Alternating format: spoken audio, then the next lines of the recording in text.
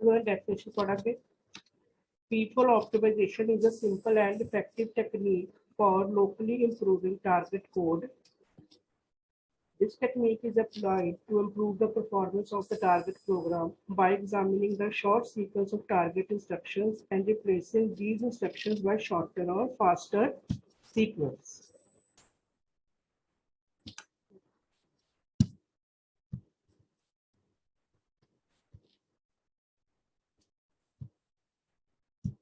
ठीक है, basically code ਨੂੰ रिप्लेस करता है। ठीक है, कोई शॉर्ट सीक्वेंस ਨੂੰ रिप्लेस करता होर शॉर्टकट।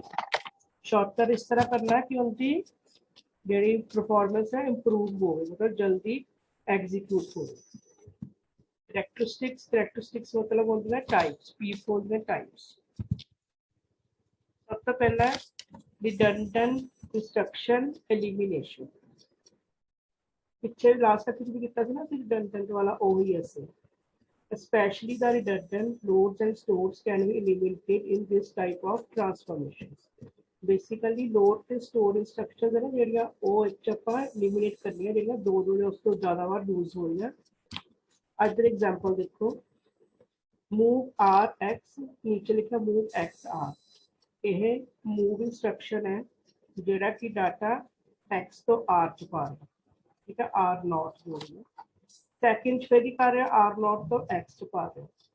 गल तो एक ही है ना, पहले x ਨੂੰ r नॉट पाऊगा फिर r नॉट ਨੂੰ x पाऊगा। सो ਅਸੀਂ ਇੱਕ ਵਿੱਚੋਂ रिमूव ही कर दें, सैकेंड वाली इंस्ट्रक्शन रिमूव कर दें। ठीक है, क्योंकि उनका कोई मतलब नहीं है करने का। इस तरह की इंस्ट्रक्शंस ਨੂੰ ਅਸੀਂ रिमूव करनी है ਜਿਹੜੀਆਂ दो बार मतलब ज़्यादा बार यूज हो रही सेम रिडंडेंट। ठीक है, next step, flow of control optimization. Using people optimization, unnecessary jumps on jumps can be eliminated. The loops ਦੇ ਵਿੱਚ ਅਸੀਂ ਕੀਤਾ ਲਾਸਟ ਐਗਜ਼ਾਮਪਲਸ ਉਹੀ ਹੈ ਕਿ ਫਲੋ ਦੇ ਕੰਟਰੋਲ ਨੂੰ ਫਲੋ ਕਰਨ ਲਈ ਜਿਹੜੇ ਯੂਜ਼ ਕਰਦੇ ਹੋ ਤੁਸੀਂ ਉਹੀ ਵਾਲੀ ਕੰਟਰੋਲ ਫਲੋ ਵਾਲੀ ਐਗਜ਼ਾਮਪਲ ਹੀ ਇਹਦੇ ਵਿੱਚ ਲਿਖ ਸਕਦੇ ਹੋ। Flow of control optimization. Next ਹੈ algebraic simplification। algebraic तो नाम तो पता लगता है algebra जेडे x y दी यानी इक्वेशंस हो। People optimization is an effective technique for algebraic simplification। The statements such as इस तरह x plus 0 x into 1 इस तरह दी इन्हों eliminate कर सकता है। क्यों? क्योंकि मतलब तो सेम है, x is equal to x plus 0, answer तो x ही रहना है ना। इधर x is equal to x into 1, answer x ही रहना। इस तरह की इंस्ट्रक्शंस को ज्यादातर रिड्यूस कर देवे या इन्हों एलिमिनेट कर देवे। ये हुंदा algebraic simplification. Next is reduction in strength. ये वही है जो अपना strength reduction higher precedence operator नु लोअर प्रेसिडेंस ऑपरेटर के नाल रिप्लेस कर देना। Certain machine instructions are cheaper than the other.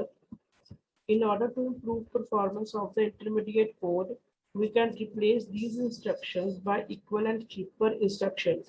इसे cheaper का मतलब ये नहीं कि वो सस्ती होगी, cheaper का मतलब ਜਿਹੜੀ ਹਾਇਰ ਪ੍ਰੈਸੀਡੈਂਸ ਆਪਰੇਟਰ ਹੈ ਉਹਨਾਂ ਨੂੰ ਲੋਡ ਕਰਨ ਨੂੰ ਵੀ ਟਾਈਮ ਜ਼ਿਆਦਾ ਲੱਗਦਾ, ਸਪੇਸ ਜ਼ਿਆਦਾ ਲੈਂਦਾ ਹੈ, ਉਹਨੂੰ ਅਸੀਂ ਰਿਪਲੇਸ ਕਰਨਾ ਲੋਅਰ ਪ੍ਰੈਸੀਡੈਂਸ ਦੇ। For example the x square है exponential है, लिखिए x square is cheaper than x into x। ठीक है, मतलब x into x नो असी replace कर देता simple in the single दिन। Similarly, addition and subtraction is cheaper than multiplication and division, so we can add effectively equivalent addition and subtraction for multiplication and division। फिर आप कल example कितनी सी ना, एक मैं दोबारा बताऊं, इसी वही वाली अच्छी लिखूं।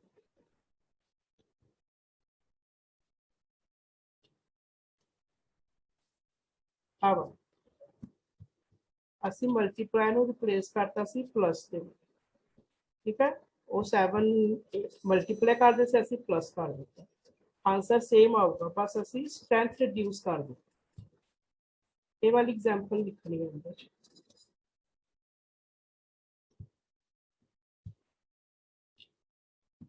ਉਸ ਤੋਂ ਬਾਅਦ ਮਸ਼ੀਨ ਆਈਡੀਅਮਸ।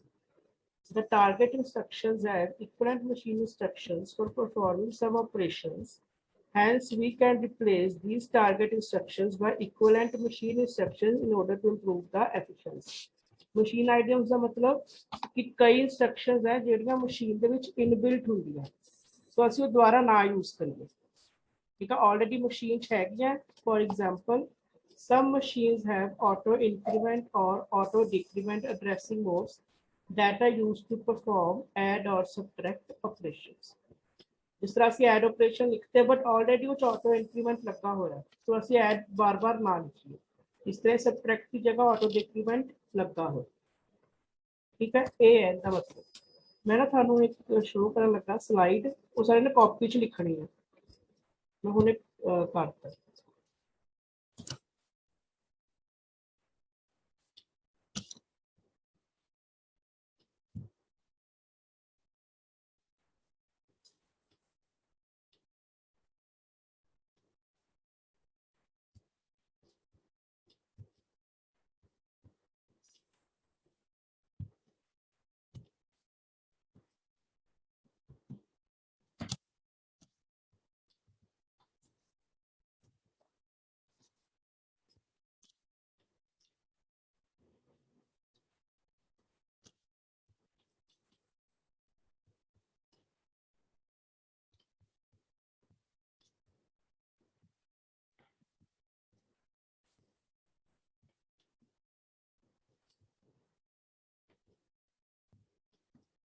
लिखो सारे पीपल ऑप्टिमाइजेशन हेडिंग देके और टाइप्स लिखो पूरा पूरा लिखो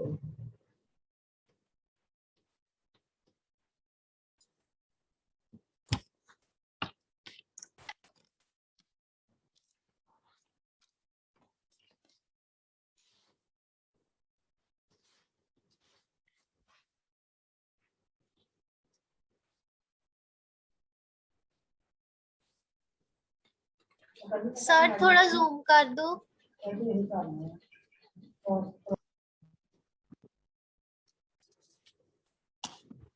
ज्यादा जूम कितना तो पिक्सल में ब्रेक हुआ है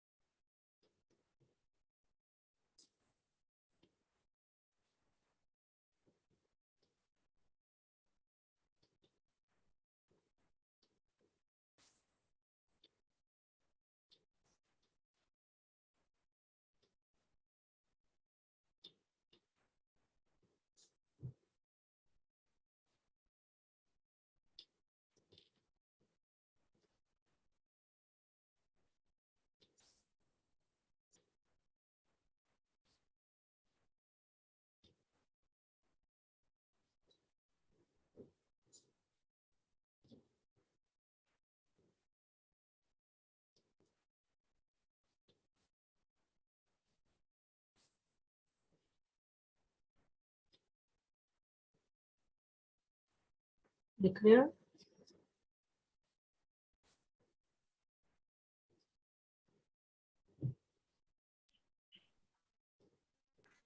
हाँ जी सर। तो सर ये लिखो, एक क्वेश्चन आंदा हुंदा, बहुत बार आया है क्वेश्चन।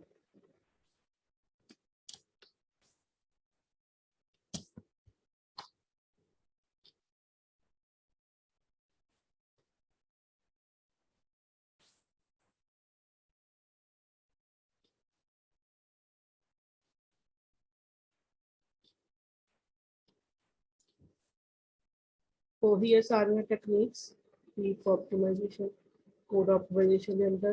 कोड ऑप्टिमाइजेशन से भी यही आ जाता, पीप कोड ऑप्टिमाइजेशन से यही आ जाता।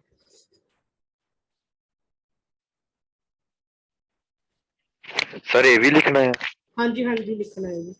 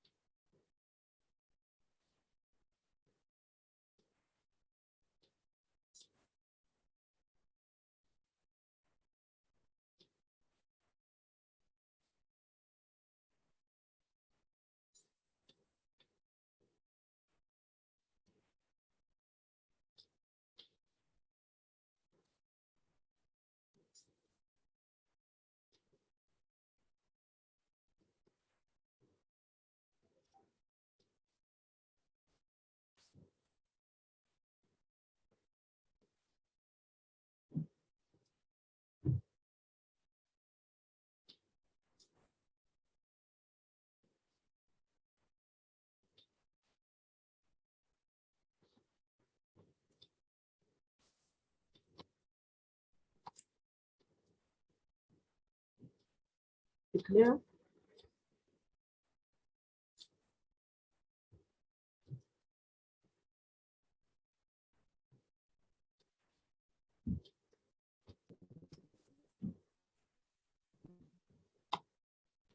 हाँ जी सर। ओके।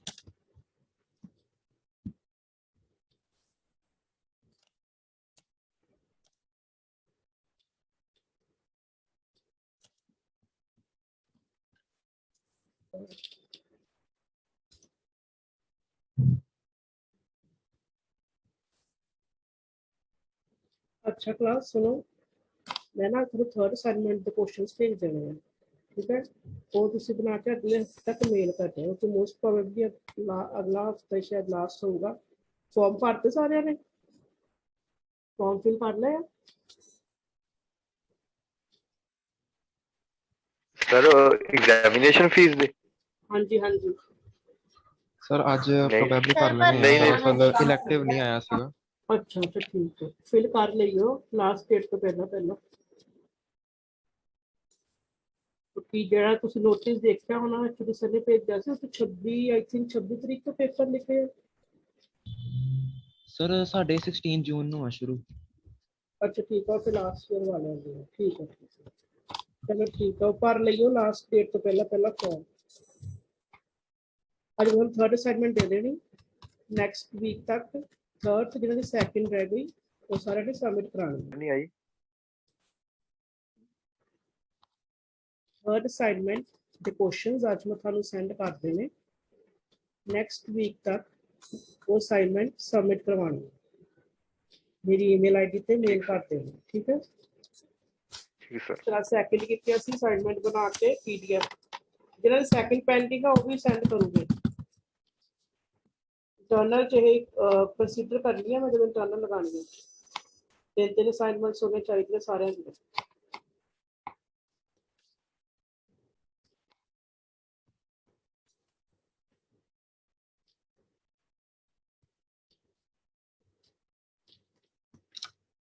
ਤਾਂ ਹੁਣ ਆਪਾਂ ਅਗਲਾ ਕਰਾਂਗੇ ਪੀਪਲ ਆਪਟੀਮਾਈजेशन ਕੰਪਲੀਟ ਹੋ ਗਿਆ। ਉਸ ਤੋਂ ਬਾਅਦ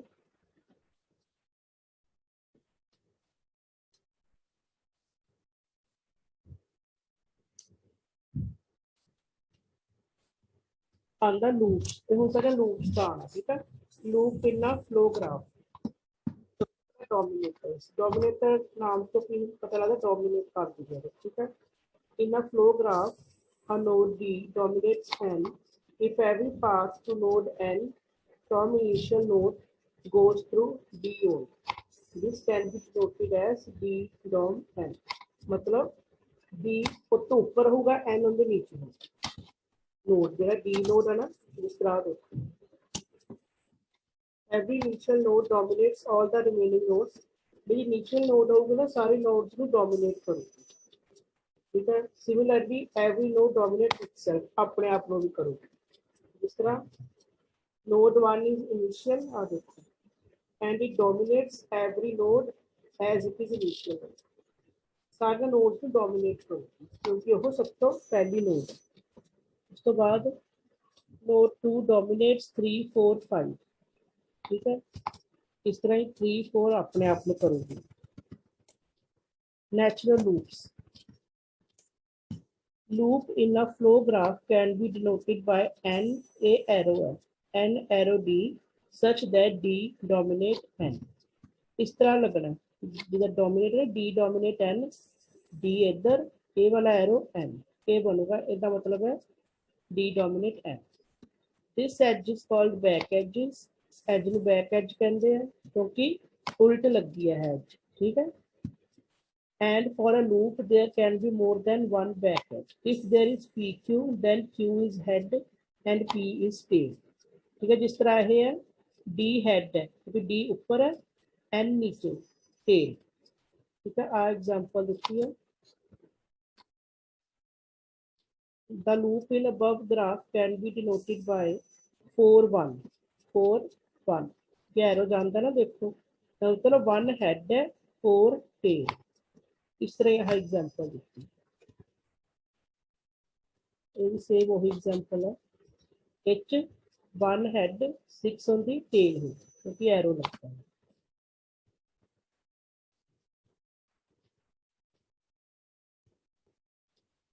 inner loop the inner loop is a loop that contains no other loop।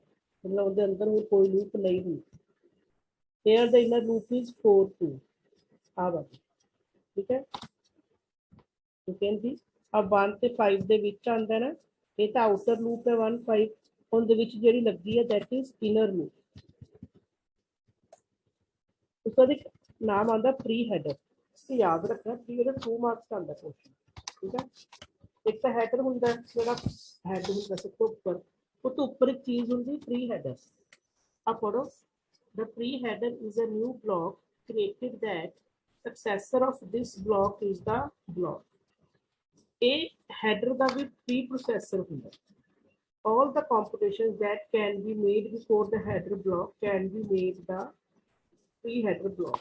ਜਿਸ ਤਰ੍ਹਾਂ ਆਪਾਂ ਹੁਣ ਕੋਈ ਪਹਿਲਾਂ ਹੀ ਵੈਲਿਊ ਸੋਲਵ ਕਰਕੇ ਰੱਖੀ ਹੋਈ ਜਿਹੜੀ ਬਾਅਦ ਚ ਯੂਜ਼ ਹੋਣੀ ਹੈ ਪ੍ਰੋਗਰਾਮ ਦੇ ਵਿੱਚ, ਉਹ ਅਸੀਂ ਪ੍ਰੀ ਹੈਡਰ ਚ ਰੱਖ ਲਏ।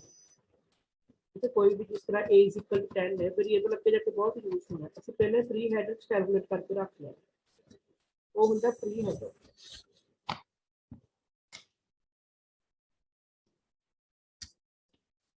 ਉਸ ਤੋਂ ਬਾਅਦ ਹੈ ਰਿਡਿਊਸਿਬਲ ਫਲੋ ਗ੍ਰਾਫ।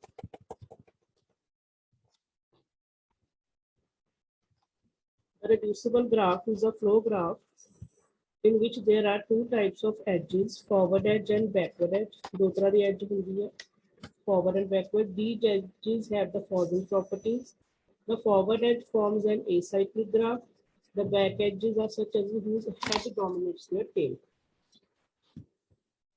वही सेम है, फॉरवर्ड एज जी है कहते वो acyclic ग्राफ हो गई। acyclic जिस तरह है वापस उत्थे ही आंदा। ठीक है, ਤੇ बैक एजेस ਜਿਹੜਾ ਅਸੀਂ ਪਹਿਲਾਂ ਪੜੀਆਂ ਹੈਡ ਟੇਲ ਵਾਲੀ, ਉਹ ਜਿਹੜਾ ਵਿੱਚ ਵਾਲਾ ਇਹ ਸਾਰਾ ਮਿਲਾ ਕੇ ਹੁੰਦਾ ਰਿਡਿਊਸਿਬਲ ਫਲੋ ਗ੍ਰਾਫ।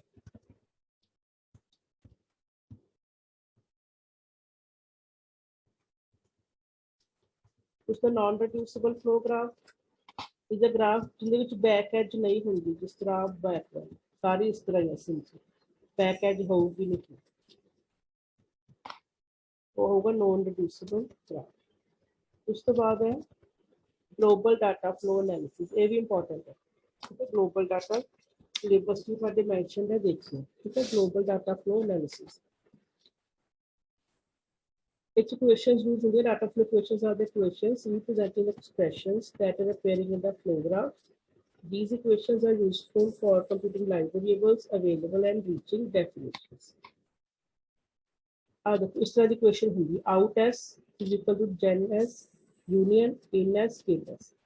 s की है स्टेटमेंट जिनके लिए इक्वेशन बन रही है, o की है आउटपुट आउट आ वाला, gen की है represent the information generated within the statement की सारी information इच होगी, in represents the gathered information before entering in the loop। आ देखो आ है ना, in s वो वाली information loop तो पहला, kill represents the information that is killed within the control flow, ये information kill हो चुकी है मतलब कि खत्म हो चुकी है। Hence the above equation can be read as the data flow information at the statement, the data flow information at the statement is either the information generated during the statement or the information gathered before entering the loop and not killed when control flows through the statement। जो हम तीन चीज़ें पढ़ियां ना, gen in kill आ तीनों मिलाते हैं, ठीक है। गैदर की स्टेटमेंट होंगी है, यूनियन जेड़ा पहला लूप तो इंफॉर्मेशन वो भी होंगी है ते किल वालियां नहीं होंगी, वो कट सारियां ही मिला के बनती है ग्लोबल डाटा इक्वेशन या data flow equation.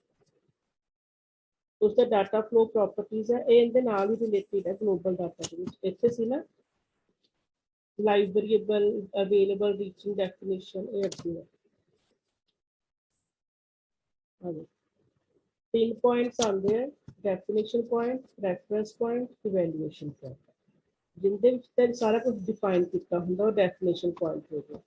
Reference point हुंदा जे कोई रेफरेंस दिता हुंदा, इवैल्यूएशन पॉइंट जिथे इवैल्यूएट किया हुंदा। आ देखो डिफाइन किया x इक्वल टू 3, कुछ रेफरेंस देता y च की पाना x, फिर x रेफरेंस हो गया, इवैल्यूएट जो असी इवैल्यूएशन कंप्यूट की ते 3 पॉइंट्स होंगे।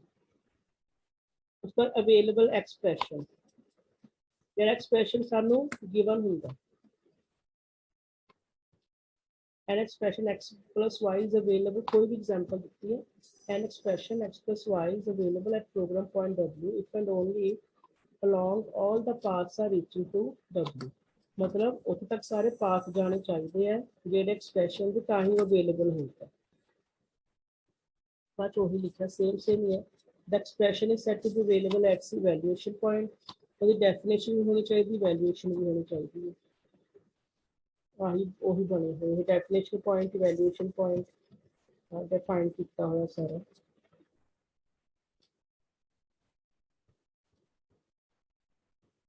एग्जांपल है जो एक्सप्रेशन 4 into i है ना, वो अवेलेबल एक्सप्रेशन है क्योंकि सारे च वो यूज हो रहे हैं। उसे reaching definition, a definition B reaches at the point P if there is a path from D to P। मतलब रीचिंग का मतलब उस तक रीच हो रहा है, हो इस तरह एग्जांपल है, तीन चीजें देती हैं, आप पढ़ो। The definition D1 is reaching definition for block 2। क्यों रीचिंग क्यों है? क्योंकि y is equal to y is equal to y plus 2 in the h use हो रहा y, ठीक है, y दोनों यूज हो रहे हैं, सो ये रीचिंग डेफिनेशन है। But the definition of D1 is not reaching for D, h नहीं ना जा रहा, देखो इतने x आ गया तो वो ਆਪਾਂ किल कर देना क्योंकि यूज ही नहीं हो रहा,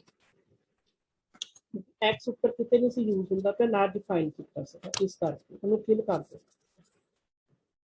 उस बाद लाइव वेरिएबल, ठीक है, लाइव वेरिएबल केड़ा होगा जिंदा कोई पाथ गिवन है जेड़ा मतलब आपस च इंटरलिंक्ड है, जिस तुम दस्सी सी ना कल कि डेड पॉइंट ते लाइव एक्सप्रेशन जेड़ा ते डेड कोड है जेड़ा बिल्कुल यूज नहीं हो रहा, एक हुंदा लाइव जेड़ा हुंदा अवेलेबल। ओ दीज एक्सप्रेशन ਮਤਲਬ ਜਿਹੜਾ ਜਿੱਥੇ ਕੰਮ ਚੱਲ ਰਿਹਾ already that is busy expression ਜਿੱਥੇ ਅਵੇਲੇਬਲ ਹੈਗਾ ਬਟ ਹਾਲੇ ਉਹ ਆਲਰੇਡੀ ਯੂਜ਼ ਹੋ ਰਿਹਾ ਦੈਟ ਇਜ਼ ਬੀਜ਼ੀ।